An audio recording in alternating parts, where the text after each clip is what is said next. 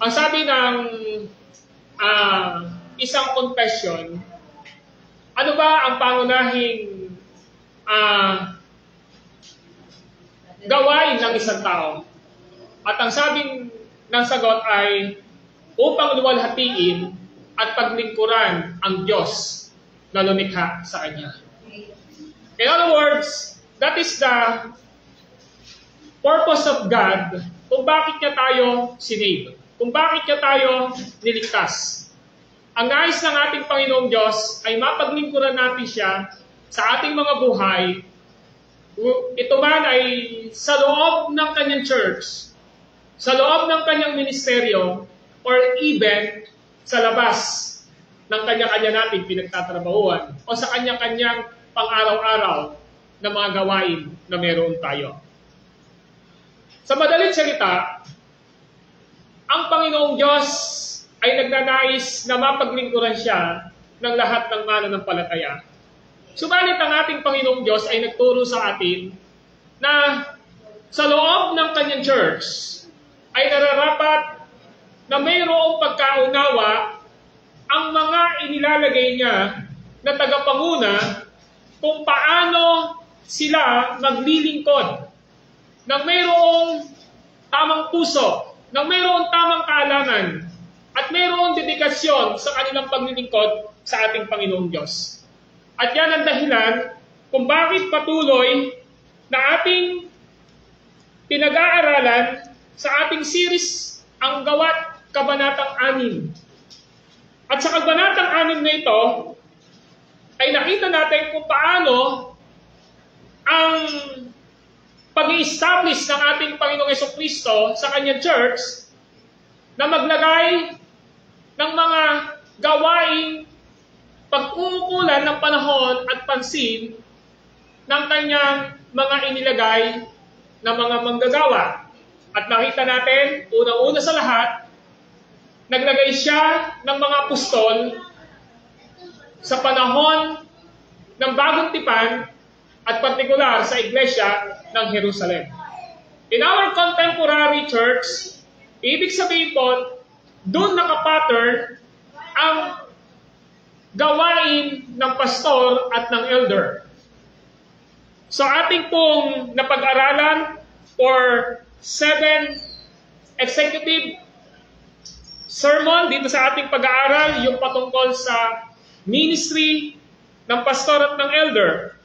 Subalit ngayon, ang ating pag-aaralan ay ang ikalawang gawaing ibinigay ng Diyos, in-establish niya sa kanyang church.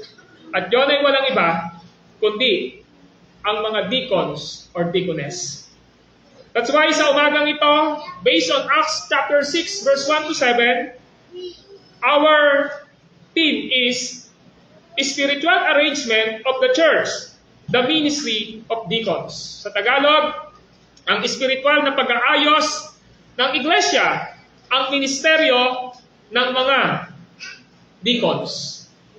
Now, mga kapatid, nais ko pong basahin ang sinasabi sa chapter 6 ng libro ng Gawa at partikular dito po sa verse 3. Ang sabi po ni Lucas na in-inspire ng banal na espiritu upang isulat ito ay ganito.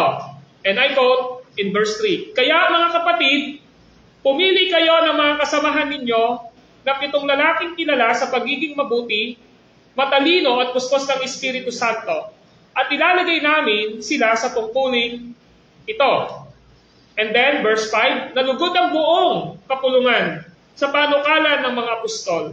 Kaya pinili nila si Esteban, isang lalaking matibay ang pananalig sa Diyos, at puspos ng Espiritu Santo. At sina Felipe, Procoro, Nicanor, Timon, Parmenas, at Nicolas, na taga-Antokya, isang hentil na naakit sa Judaismo. Iniharap sila sa mga apostol, sila'y pinanalangin ng mga ito, at pinatungan ng mga kabayi. Now, by the help and the grace of God, we will start to study the ministry of deacons or deaconess, starting today. And Lord willing, sa susunod na mga preaching, ay atin pong masigit na mauunawaan kung bakit may ministry po ng deacon sa church at ano ang qualification at ano ang gawain ng mga deacons. Now, by way of my introduction, nilagay ko dito ang pagkatagpo sa isang karapat-dapat na tao na maaaring makatulong at makibahagi sa pagtulong ng gawain ng isang iglesia ay isang tanda o marka ng isang kongregasyon at ministeryo na malusog. Finding qualified people who can and will help share the load of work in the church is a mark of healthy congregation and ministry. So in other words, one of the mark of the healthy church ay mayroon pong nagpapunction sa loob ng church, hindi lamang ang pastor. Why we need people who can share the load of work in our church? Bakit kailangan natin ito? Because we are one body. Amen po ba? At dahil isang katawan tayo, kailangan mag-function ang bawat isa sa atin at yung mga karapat-dapat na mag-function as a deacons or deaconess ay dapat mag-function according to the principle of God's Word. Now, the question is, what is deacon? Now, ano ba ang diakono? Makikita natin sa verse 2, ganito ang pagkasabi sa chapter 6. Kaya tinipon ng 12 ang buong kapulungan ng mga sumasampalataya at sinabi sa kanila, ito yung gusto nating tingnan, hindi namin dapat pabayaan ang pangangaral ng salita ng Diyos upang mga siwa sa pamamahagi ng ikabubuhay. Now, gusto kong bigyan ng emphasis yung word na mga siwa sa pamamahagi ng ikabubuhay. So, in other words, may pangangailangan ang Jerusalem Church. At ang pangangailangan ng Jerusalem Church is fair distribution ng mga pangangailangan, especially ng mga balo. Especially po, ng mga taong walang kakayanan. Sila yung mga balo, sila yung mga wala ng asawa, wala ng pamilya na pwedeng tumuktok sa kanila.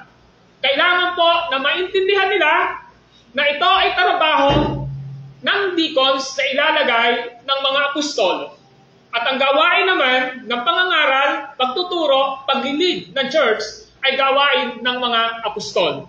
So in the same way, dapat nating maintindihan na ang trabaho ng deacons, na ang trabaho ng deaconess ay patungkol sa mga praktikal na pangangailangan ng ating church, how they handle and be a good steward ng mga ibinibigay ng mga tao when it comes to finances at kung paano may pagpapatuloy ang ministeryo ng ating Panginoong Diyos. Now, what is deacon? In verse 2, sabi po ng New King James Version, and serve the table. Serve the table. Ang sabi ho ng Magandang Balita Biblia, katulad ng binasa ko, mga siwa sa pamamahagi ng ikabubuhay. Sabi ho ng Ambagong Biblia, at maglingkod sa mga hapag. So we have idea na kapag sinabi nating deacons, bakit ang sinasabi ngayon dito ay table? Bakit sinasabi rito lamesa? Bakit sinasabi rito dulang? Ang ibig sabihin ng deacon. Ang salita pong serve, maglingkod o mga siwa, in different translation ng New King James, ng Magandang Balita Biblia, ng Ambagong Biblia, ay mula po sa Gregong salita na diakoneo.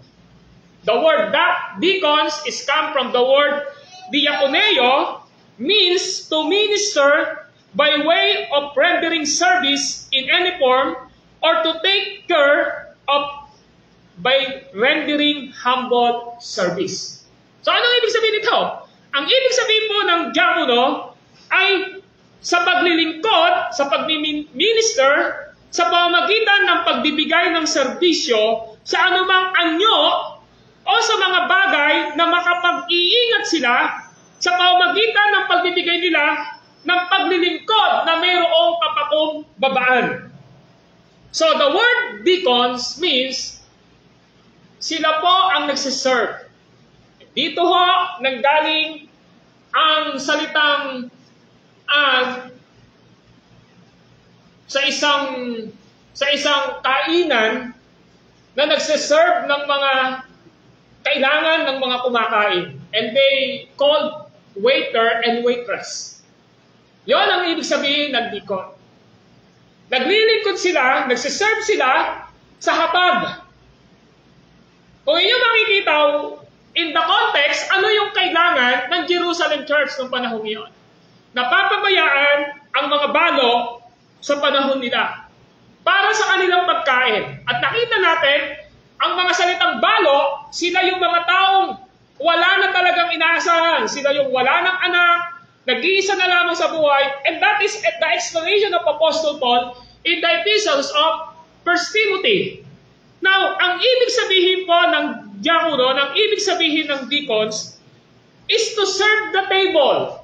And the word table o hapag is from the Greek word trapeza, na literally means a table, as that on which one set food. So, ang ibig sabihin ng deacons, sila ang nag-aayos sa isang hapag kainan ng mga bagay na kailangan ng mga taong uupo doon upang sila ay pakainin. Nakuha niyo ito punto natin. So, ang ibig sabihin pala ng deacons, sila yung nag-aayos. Sila yung nag-aayos when it comes to the immediate context ng Acts chapter 6, na ang ibig sabihin doon, what is the needs? Itong mga babaeng balong ito.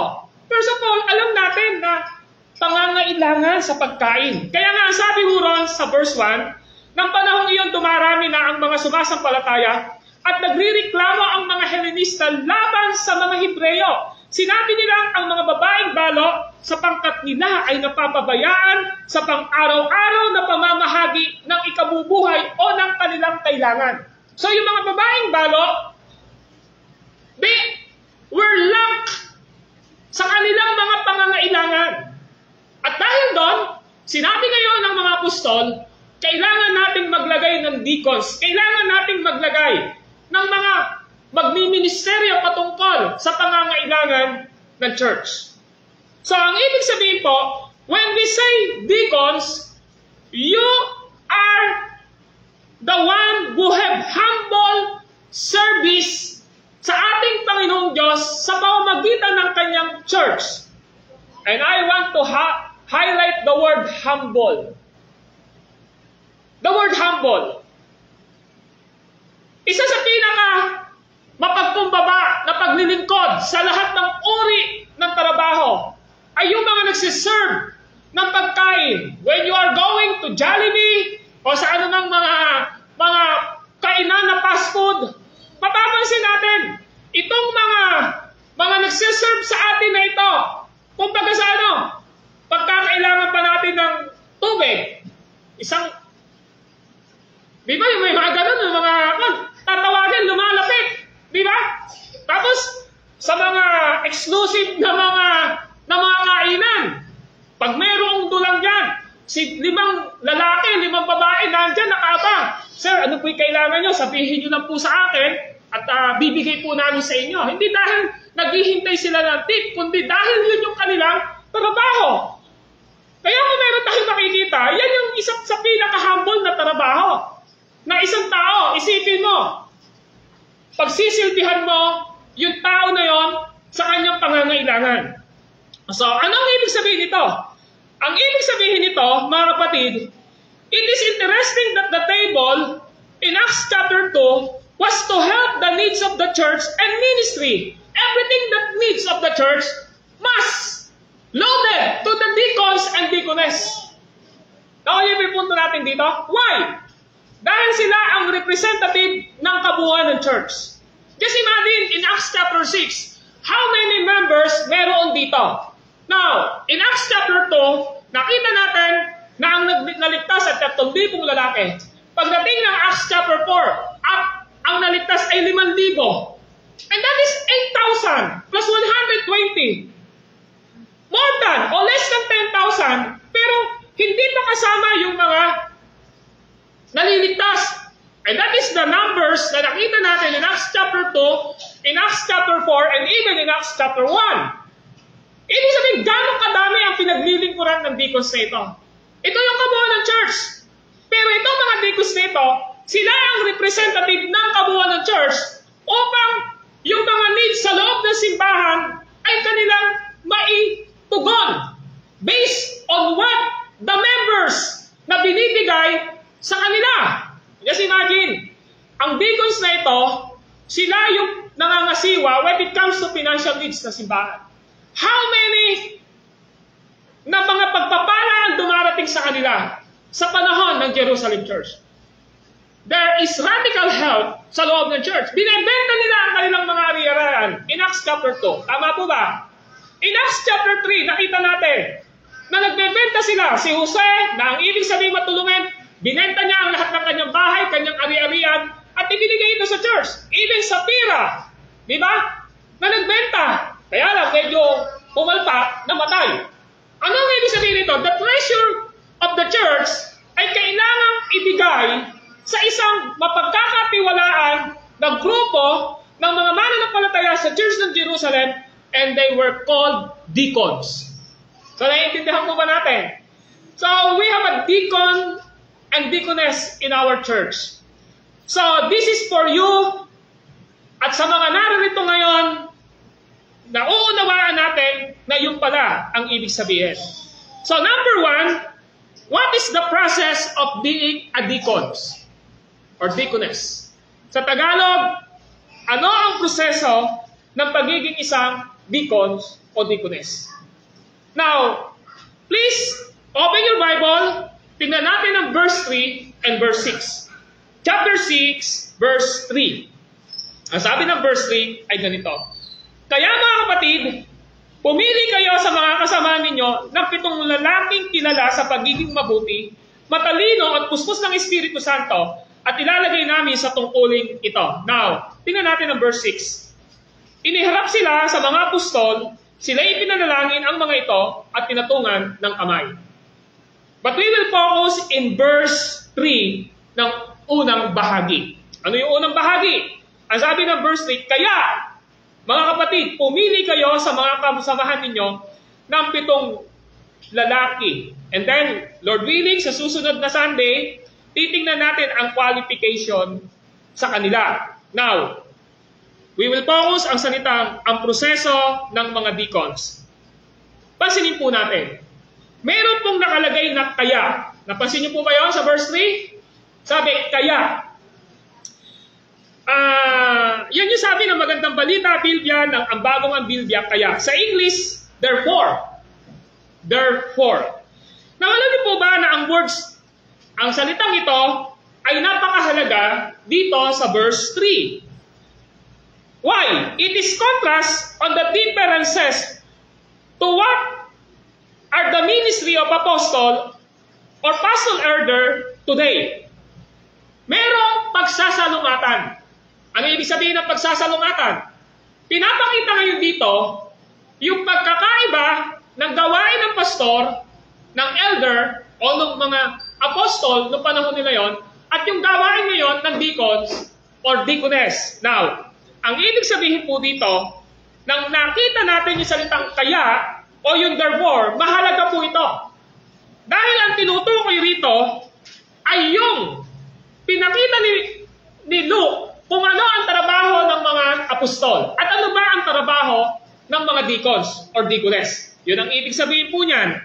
So, pastor elder or apostle focuses on teaching and preaching.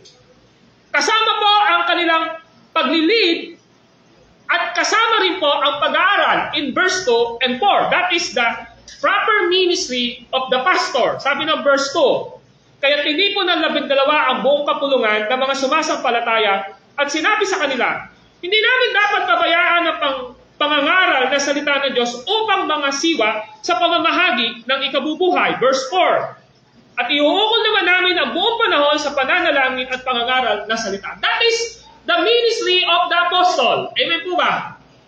That is the ministry of pastor. The pastor and elder, the pastor and teaching elder or elder is the one who will feed the sheep in the church. Not only to feed, but also to lead the church. So dalawa ang trabaho ng pastor, mangaral, magturo, at mga siwa sa loob ng church. That is to feed and to lead the church. Now, what is deacons? Deacon is serving and helping to the needs of the church, and later on, they will practice the gift of sharing God's word. Yun ang trabaho ng deacons. Ang trabaho ng deacons, maliwanag, ay mag-serve at tumulong sa pangangailangan ng church. But later on, makikita natin yung mga naisama na mga deacons na ito, sila ay nagbahagi ng salita ng Diyos. At isa sa kanila ay walang iba kundi si Esteban. Nakita nyo? So it is possible na ang isang deacons ay mag-level up siya, one of the teacher ng salita ng Diyos. At napapractice natin ito sa ating church ngayon. Marami sa ating deacons nagbabahagi ng salita ng Diyos. At makikita ngayon natin dito, mga kapatid, number 1, ang deacon ay tunay na anak ng Diyos o nakaranas ng isang born again na katayuan. Huwag po tayong magkakamali na maglalagay tayo ng leader sa church na hindi totoo na born again o naging anak ng Diyos. Why? Are you remember Judas Iscariot? Naalala niyo si Judas Iscariot?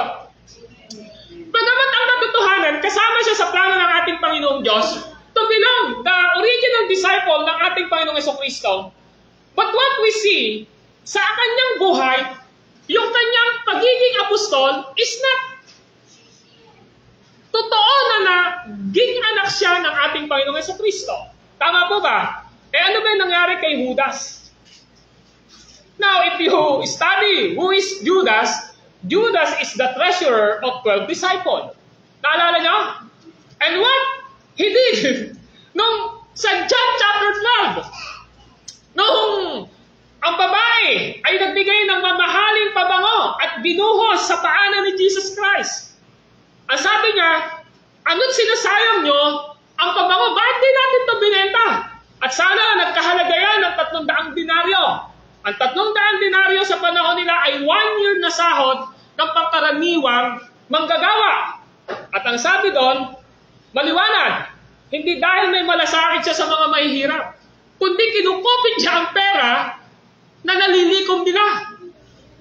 Kaya, una sa lahat, there are qualification in Acts chapter 6. Makikita natin yan sa verse 3. Una ang sabi, kilala.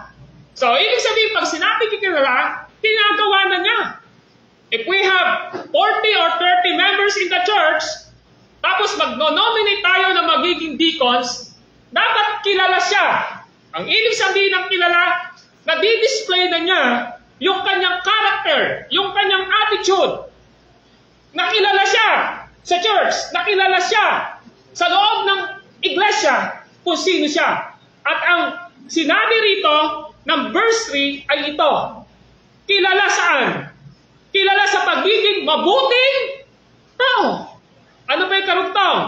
Ang sabi ron, hindi lang siya mabuting tao, kundi matalino at puspos ng Espiritu Santo. That is the qualification.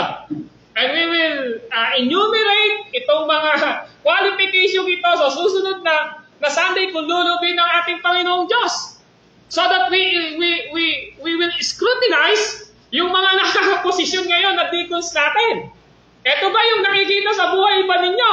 Mabuting tao ba kayo? Meron ba kayong talino? Puspos ba kayo ng Espiritu Santo? Baka puspos kayo ng galit, puspos kayo ng ganire, puspos kayo ng ganon. Baka yung talino na meron kayo is not according to the Word of God. Baka talino ito ng sanlibutan. O baka yung pagiging mabuting tao nyo, sinasamahan nyo ng pagiging masamang tao. So, this is the qualification. Kasi pag hindi tayo nakapaglagay ng isang tao na karapat-dapat sa kanyang pagiging deacon sa loob ng church, hindi lang po magsasuffer ang leadership, kundi magsasuffer ang buong iglesia. At higit sa lahat, hindi mapaparangalan ang Diyos sa loob ng iglesia natin. Why? Because there is something wrong sa mga ginagawa ng leaders, especially the deacons and deaconess, inside and outside the church. So, sabi ni Lucas dito ay ito. Now, kailangan ang deacon ay tunay na anak ng Diyos o na-regenerate. Ano ang sabi ng verse 3? Tingnan niyo po. Kapatid. Nakita niyo yung verse 3? Kaya. Nakita na natin yung word na kaya. Mga kapatid. The word kapatid, in English version is brethren. And this is from the Greek word adelphos, means literally from the same womb, and literally a brother, but it is used figuratively here to describe spiritual brothers and sisters in Christ. So the word kapatid, the word brethren, ang literal na kahulugan ay nagmula sa parehas na bahay-bata. There are physical na pagiging magkapatid, biological na pagiging magkapatid. Tama po ba? Pero merong magkapatid because of your faith. Dahil sa ating Panginoong Diyos. Tama po ba? Alam ba, Sister Johnny? Kasama niya si Sister Myla. Magkapatid sila biologically. Bakit sila magkapatid? Kasi galing sila sa sinapupunan ni Sister Virginia. Yun ang ibig sabihin ng salitang kapatid. Brethren. Yun ang ibig sabihin. So, nung sinabi ngayon, yung salitang kapatid, ang ibig sabihin dito, from the same womb, or literally a brother. Kapatid talaga. Pero isa sa pinakamaganda, nung sinabi ito ni Luke, na sumulat ng Acts chapter 6, this is figuratively. Ano ang ibig sabihin ng figurative? Pagkahalintulad. Na ang ibig sabihin, are you the same faith? Are you the same God? Yun ang ibig sabihin doon. So kung kukuha kayo, sabi ni Luke, sabi ng mga apostol dito, dapat kaparehas natin na totoong anak ng Diyos na ang kanyang salvation ay nanggaling kay Kristo katulad ng salvation na meron tayo. Yung kanyang pananampalataya, katulad ng pananampalataya natin at hindi naiiba. Yun ang ibig sabihin po nun. Now, ibig sabihin po, maliwanag na ang sinasabi rito ng mga apostol through Luke, kay Lucas, this is spiritual brothers and sisters in Christ. So, paano muna masasabi natin, ay brother ko yan, sister ko yan. Sa Panginoon, di ba yun ang sinasabi, brother ko yan, sister ko yan kay Lord. Iisang pamilya kami, dahil magkasama kami sa church, and that is spiritual family and spiritual brothers and sisters in the church. Paano po? First of all, alam natin kung ano yung gospel na nagligtas sa atin. When Apostle Peter, sinabi niya ito doon sa mga tao naroon sa church, alam niya kung ano yung gospel na yun. Dahil sa mga turo ni Apostle Peter, especially in 1 Peter 1:2 na pinag-aralan natin, alam niya kung ano yung gospel. Alam niya kung sino yung God. Meron silang uniformity sa kanilang pananampalataya sa gospel ng ating Panginoong Diyos. Alam niya na ang Diyos Ama ang humirang sa simula't mula pa. Alam niya na ang banal na Espiritu ang nagpapabanal sa kanila. Alam niya na ang kamatayan ni Kristo ang luminis at naghugas sa kanilang kasalanan. In Romans chapter 8, verse 29, ang sabi ni Paul doon ay ito.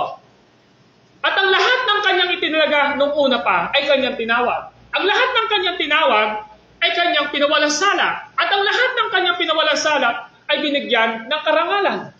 So that is the chain of our salvation. Sabi ganon, maliwanag, para makita niyo po, ang sabi ng Romans chapter 8, verse 29. Sabi ko rito, ay ito, sapagkat sa mulat-mula pa, alam na ng Diyos kung sino ang sa Kanya. So the same ni Apostle Peter, tama po ba? In 1 Peter 1:2. Ano yung kasunod? Ang mga ito'y itinalaga niyang maging tulad ng kanyang anak. At sa gayon, naging panganay natin siya, verse 30. Ang mga itinalaga niya nung una pa ay kanyang tinawag, ang mga tinawag niya ay kanya rin pinawalang sala, at ang kanyang pinawalang sala ay kanya naman binigyan ng karangalan. From predestination, from calling, justification, glorification, ang lahat ng ito ay gawa ng Diyos sa buhay ng isang na born again. And that is the qualification. Now, hindi lamang yon, all born of one Spirit. In John chapter 3, verse 3. Sinasabi ko sa inyo, sabi ni Jesus Christ, malibang ipanganak na muli ang isang tao, sa tubig at Espiritu, hindi siya paghaharian ng Diyos. So, ang dapat na naiintindihan natin, nakaranas siya ng kaligtasan. So, that is one of the qualification ng pagiging deacons. Otherwise, yung deacons magiging demons. Tama po ba? Sa halip na deacons yung papangalan mo sa kanya, dahil nga nagkamali siya, katulad, of course, si Judas, sinabihan ni Jesus yun lumayas ka, Satanas. Ngayon sinabihan niya yun, why? Hahadlangan mo pa ang aking kamatayan, sabi ni Jesus sa kanya. So, pinapakita rito, napaka-metikuloso pala sa paglalagay sa loob ng church ng mga magiging deacons or deaconess. Katulad ng qualification ng isang pastor at elder na nilalagay sa church. Tandaan niyo po, we are always in the front line. Amen po ba? We are always in the front line. Ibig sabihin po dito, maliwanag, kapag ang leader sa loob ng church ay hindi namomodel ang ating Panginoong Jesucristo at dinayaso yung salita ng Diyos, gagayahin po kayo ng mga taong nakapaligid sa inyo under your leadership. Napansin niyo po ba doon? O nakakita na ba kayo ng isang pastor? Lahat ng style niya, ginagaya ng pastor niya.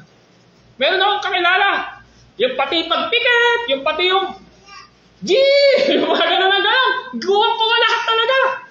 Napansin niyo? Ibig sabihin, if you are deacons and deaconess sa ating church, you must live and model who is Jesus sa iyong buhay. Amen po ba? Now, maliwanag po na pinakikita yan. The first qualification is Christian at nakaranas ng pagiging born again. Now, tingnan natin ang verse 3. Ang sabi ng verse 3 ay ito. Kaya nga mga kapatid, nakita na natin yon, yung salitang kaya, tapos yung kapatid. Pumili kayo. Ano yung to? Sa mga kasamahan ninyo. Tingnan natin ngayon yung word na mga kasamahan ninyo. Sa English, from among you. From among you. At nakalagay doon, 7. 7 man. Now, by saying, from among you, nung sinabi ho dito, pumili kayo sa mga kasamahan ninyo, ito yung sinabi ng mga apostol, sinasabi niya rito ay ito, by saying from among you, the apostle are saying the church did not need outside applicant, but they are member who have capacity to the ministry of deacons. So, ibig sabihin, kapag hindi members, hindi pwedeng maging deacons. Among you. Sabi nun, ang sabi nun, sa verse 3, kasamahan ninyo. Kasama nyo sa pananampalataya kay Kristo. Now, mga kapatid, from among you means matagal na silang kaanib bilang members sa Jerusalem Church. Matagal na silang kaanib. At nakita natin yan in Acts chapter 1 verse 15, possible, yung 120 na nandun sa upper room, kasama yon yung naligtas na na 3,000 lalaki in Acts chapter 2 verse 41, yung chapter 4 verse 4, yung 5,000, sila yung mga members sa church. At doon kayo pipili. Huwag kayong pipili ng mga hindi Kristiyano, hindi mananampalataya, hindi na born again, hindi member sa church. One of the qualification sa pagiging deacons, dapat member siya ng church at siya dapat ay tunay na mananampalataya. So there are process sa kanyang buhay. Alam niya, nag-confess siya, natutoong ligtas siya, nabaptize siya, naging member siya sa church, and then naging qualified siya to be a deacon and deaconess. Now it did say 7 men. Bakit 7 men? Or 7 lalaki? Let us study the Greek culture in that time. Bakit lalaki? Walang babae rito. Nakita niyo? Bakit lalaki? Kasi meron pong kultura. Sa panahon ngayon, ang mga Greek ay bago yung kultura nila noon. Now listen. Sa mundo ng mga Grego ng panahon iyon, anumang posisyon sa gobyerno ay kailangang malagyan ng mga lalaki. Filled by men. Any position in the government must be filled men. Ang ilalagay lalaki. Okay? Naalala nyo nung kinolonya tayo ng mga Espanyol? Menos Diaz, yung ganon, yung mga ganon, di ba? Paquito Diaz, Gloria Diaz, yung mga ganon ba? Yung mga nag-Espanyol, wala akong babaeng leader. Alam niyo po ba yun? Wala akong babaeng leader ng panahon ngayon. Ang babae, Maria Clara dati. Nakuha niyo yung punto natin? Maria Clara. Yung babae, pambahay lang. Napansin niyo? Pambahay na yung babae. Suot Maria Clara yung dating. Nabasa niyo ba yung Rizal? O, tingnan niyo. Sila Maria Clara yung gano'n. Dahil sa pagmamahal, naging si Sisa. Di ba yung mga gano'n? So, mapapansin niyo, yung mga babae ng panahon ngayon, hindi sila pwedeng maging leader. Kahit nga sa pagboto, hindi sila bumoboto eh. Nakuha niyo yung punto natin? Anong ibig sabihin? Noong panahon ng Kastila, deprived po yung karapatang pambabae. Tama po ba? Ewan ko tama ako ron. Tama ba ako ron? Hanggang sa nakalaya tayo noong 1899. Napunta na naman sa Amerikano. Yung babae ba, naging leader na rin agad? Hindi pa rin po. Kinolonya pa tayo, kung kolonyahin pa tayo ng mga Kastila. Ng mga Hapones. Di ba? Mga Japan. So, ibig sabihin, that is culture.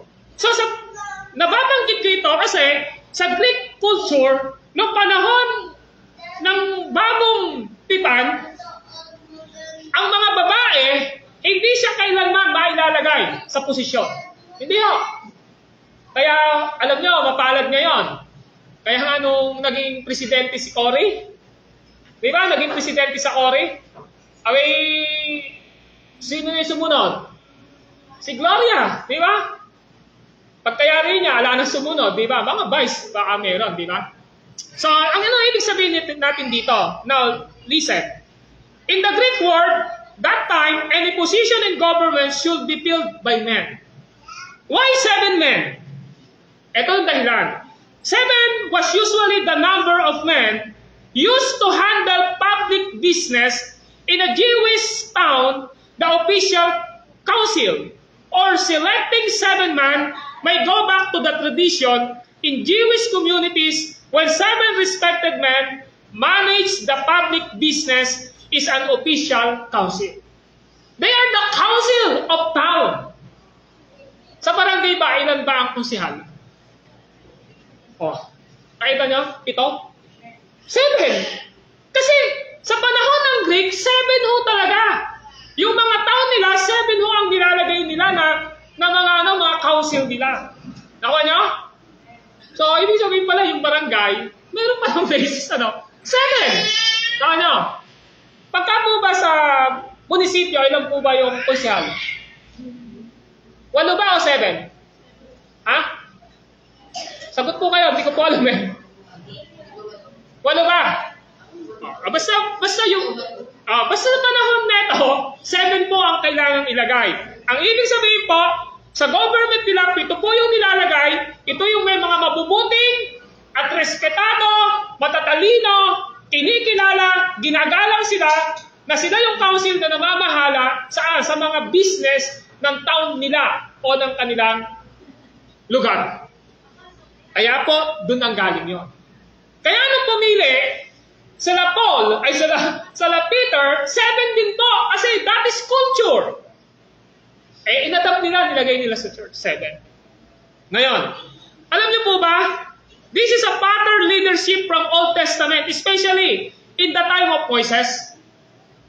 Si Moises, tingnan niyo po, Exodus 24 verse 1. Nung nasa Exodus 24 verse 1, meron din po yung binanggit doon, I think baka, ito yung sabi rin po doon sa Exodus 24 verse 1 in my study, Exodus 24 verse 1. Pagkatapos, sinabi naman ni Yahweh kay Moises, umakyat ka rito sa bundok, isama mo sina Aaron, Nadab, Abihu, at ang 70 sa mga leader ng Israel. 70. 70 naman po from Old Testament. Alam niyo bakit po nagsama ng 7-7?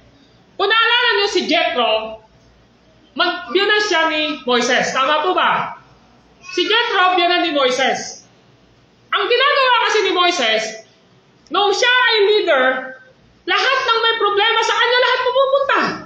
Naalala niyo kwento na yun? Tapos, ubos na, ginagabi na siya. Lahat ng kailangan ng tao, sa kanya lahat sinasabi. Sabi ni Jethro, doon sa chapter 18, tingnan nyo, chapter 18, ito yung prinsipyo dyan. Exodus 18, verses 17 to 22. Tingnan nyo, sabi ng verse 17. Exodus 18:17, sinabi ni Jethro, hindi ganyan ang dapat mong gawin. Pinahihirapan mo ang iyong sarili, pati ang mga tao. So, nahihirapan si Moises, tapos yung tao, pinahihirapan din niya. Parang ang dating, kung may 1,000 na may kailangan kay Moises, lahat na yun dadaan sa kanya. Hindi ba nakakapagpapahirap yun sa kanyang constituent? Ito ngayon ang payo ni Jethro. Ang sabi ngayon ni Jethro, ito, verse 18, pinahihirapan mo ang iyong sarili, pati ang mga tao. Malaking gawain yan para sa iyo, at hindi mo kayang mag-isa. O ganun ba? Yung pastor ba kaya niya mag-isa? Kahit na 5 kayong pastor, di mo kaya yan, di ba? Kung gano'n nakarami yung panahon ng netong Acts chapter 6. Tapos sabi ng verse 19, pakinggan mo itong ipapayo ko sa iyo at tutulungan ka ng Diyos. Ikaw ang lalapit sa Diyos para sa kanila at magdadala sa Kanya ng kanilang mga suliranin. Verse 20, ikaw ang magtuturo sa kanila ng mga kautusan at mga palatuntunan. At ikaw rin ang magpapaliwanag sa kanila kung ano ang dapat nilang gawin. Verse 21, ngunit, pumili ka ng mga taong may kakayahan, may takot sa Diyos, mapagkakatiwalaan at hindi masusuhulan. Italaga mo silang tagapangasiwa sa 1,000, daan-daan, 50 at 10. 10! Nakita niyo po yun? Ang galang, ano? Lahat may po, di ba? Ano ang ibig sabihin nito? Ibig sabihin, this is a godly wisdom. So, that is the principle. Even in the church, dapat ito yung nakikita natin. Amen po ba? Now, in the New Testament, nakita natin kanina, sa Lumang Tipan, sa New Testament, lalaki ang nilalagay. Sabi ng ibang mga kaibigan ko, huwag kayong maglalagay ng babaeng deacons, ha? Kasi walang pwedeng maging deacons sa babae. Lalaki lang ang pwedeng maging deacons. Ito yung dapat nating maintindihan. In the New Testament, there are woman deacons who under the supervision of pastor and ruling elder of the church. May babae po. Ano ang ibig sabihin po dyan? 1 Timothy chapter 3 verse 11. Gusto kong establish sa inyo na mayroong deaconess sa church in the New Testament. 1 Timothy 3:11. Now listen in verse 11. Sabi rito, kailangan ang kanilang mga asawa ay matitino, hindi mapanirang pudi, kundi mabait at tapat sa lahat ng bagay. Napansin niyo yung headings niyo? Ang mga tagapaglingkod sa iglesia, nakita niyo po ba yun? Yan po ay servant in the church and they are called deacons and deaconess. In verse 8, that is the qualification of a male deacon. in verse 11, that is the qualification of female deacon. Kaya nga, pag tinignan mo, ang sabi ron, ang bagong ambilya, ang ganda ho ng rendition. Ang sabi, gayon din naman, ang mga babae po yung ginamit eh. So, woman deacons po siya. So, sa New King James Version, ang sabi, even so must their wives to be grave. Sa translation po ng iba ay, even so must women be grave. Babae po ang ginamit. So, ito po ay naglalaman na ang babae na nagnanais na maging deacons sa loob ng church. So that is the qualification. What is the qualification in verse 11? Kailangan ang mga babaeng deacons ay mayroong asawa. Kailangan ang babaeng deacons mga asawa. Hindi ho dalawa, isa lang. Matino daw yung asawa. Hindi mapanirang puti, kundi mabait at tapat sa lahat ng bagay. Kailangan din isa lang ang asawa ng isang tagapaglingkod sa iglesia. Maayos siya, mamahala sa sariling sambahayan at mabuting tagapasunod sa kanyang mga anak. So that is the qualification. Now, tingnan nyo in Romans 16 verse 1 to 2. Ito, babaeng nakalagay rito. Romans 16, 1 to 2. Ipinagtatagubilin ko sa inyo si Pibe na ating kapatid na babae na lingkod sa iglesia na nasa Cenchrea. Ang salita pong lingkod, servant. Now, yung salitang servant yan, ito ang sabi ng Pictorial Bible Dictionary, page 653. Now listen. Phoebe means pure. She was one of the first deaconess of the Christian church and highly recommended by Apostle Paul. Paul speaks of her, Phoebe, Christian status, sister.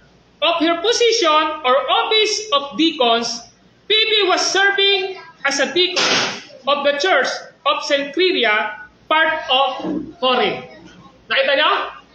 So si Phoebe, deaconess na naglingkod. So, ibig sabihin, despite na meron tayong nakita na mga lalaki po ang piniling pito, Apostle Paul recommended Phoebe as a deacons in the Church of Cenchrea, part of Corinth. Amen po ba? Okay, yun nakita natin. So, pagkayari na, balik na tayo. Tapos na po ako rito. Sabi ng book of ng Acts chapter 6. Acts chapter 6, tingnan nyo po. Nakita na natin sa verse 3, yung salitang kaya. Nakita na rin natin yung salitang kapatid. Nakita na rin natin yung kasamahan. Tingnan natin yung salitang pumili kayo. Now, listen. Ang salitang pumili ay select. Tinignan ko mabuti ito. Ano ba ibig sabihin ng select or pumili? This is aorist imperative. Ano yung salitang imperative? Ang ibig sabihin ng imperative, whether you like it or not, ang ibig sabihin, binibigyan siya ng diin. Ibig sabihin, yung salitang select, yung salitang pumili, binibigyan ito ng salitang diin at ito ay isang utos o command. Kasi sa Greek word, ang sabi niya ay ito. Pag sinabing pumili o select, to make a careful inspection. Ang sa Tagalog yun, to make a careful inspection. Dapat daw, ginagawang may pag-iingat sa pagsusuri. Naku, sinusuri pala yung deacons. Yun ang ibig sabihin po nun. To examine. Ano examine? Aba, ini-interview. Tinitignan, may kakayanan ba siya?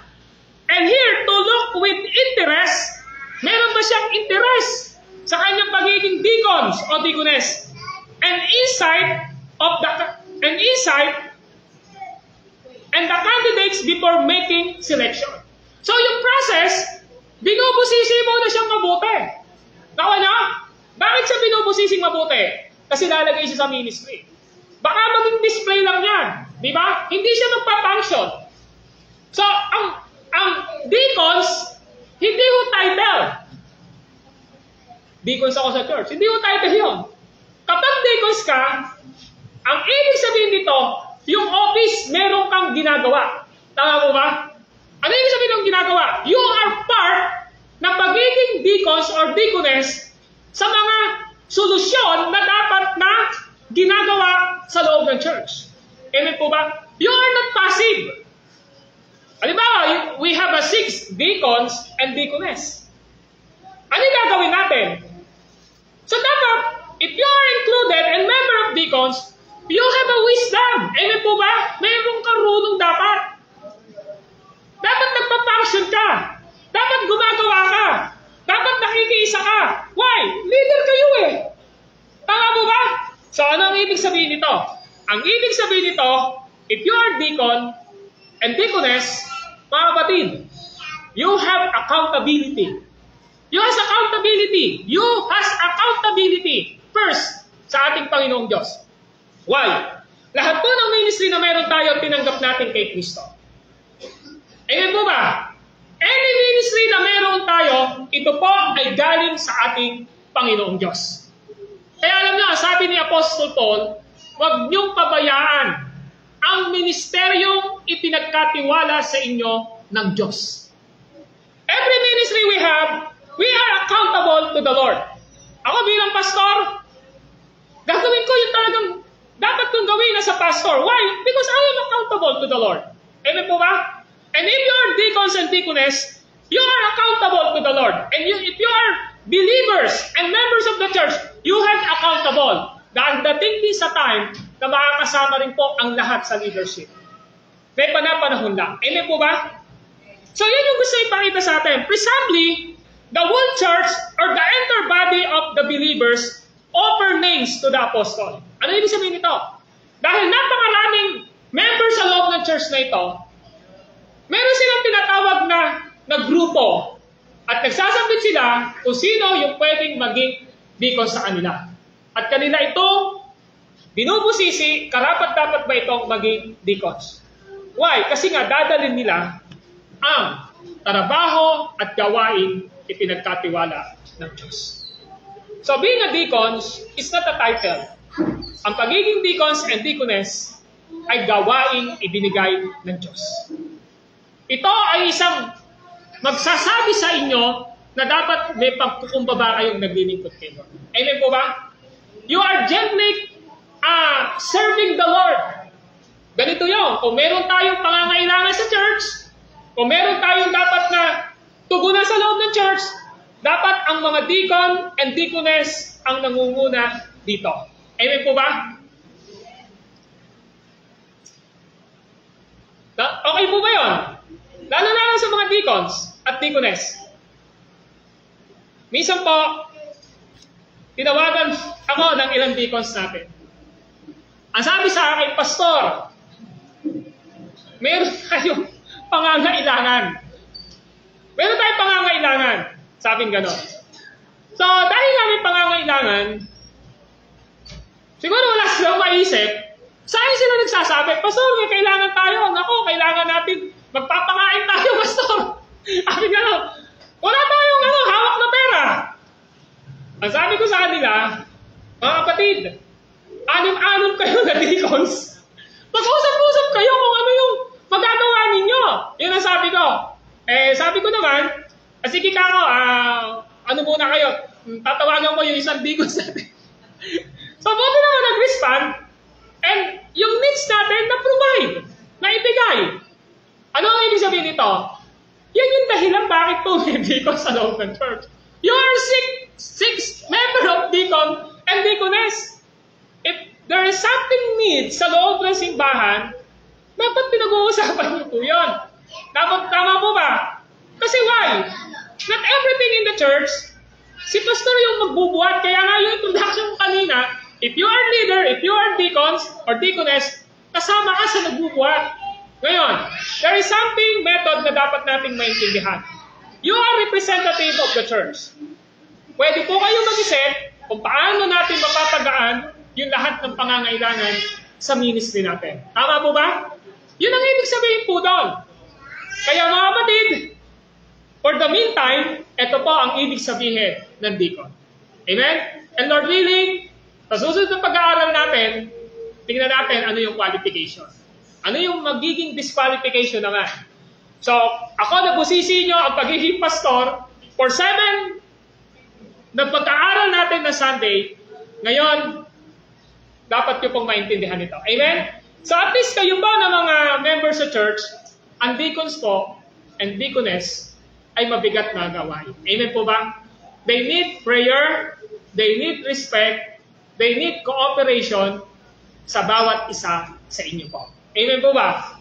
So I hope and I pray, katulad ng pasimula ko kanina, finding qualified people who can and will help share the load of work in the church is a mark of healthy congregation and ministries. Dapat kayo matuwa dahil may mga deacons tayo at deaconess sa loob ng simbahan. Despite na sila ay may kanya-kanyang gawain, ginagampanan nila ang kanilang gawain. Amen po ba? Despite na may pangangailangan din sila sa kanilang buhay, pero handa silang magkaloob sa Panginoon. Amen? Ibig sabihin po, we are one body. At ang ating goal is to glorify God at patuloy na maipangaral ang salita ng ating Panginoong Diyos. Let us pray. Lord, maraming salamat sa mga salita niyo na aming natanggap. At dalangin namin na nawa po nagbigay ng karangalan ang mga salita niyo pong ito dahil kayo ang may akda nito. Itong salita niyo na aming napag-aralan, na ipaliwanag, ito yung authority namin sa church, yung salita niyo. Hindi ko po ito authority, hindi ko po ito church. Hindi ko po ito sariling aral. Ito ay sariling aral na nagmula po sa inyong salita.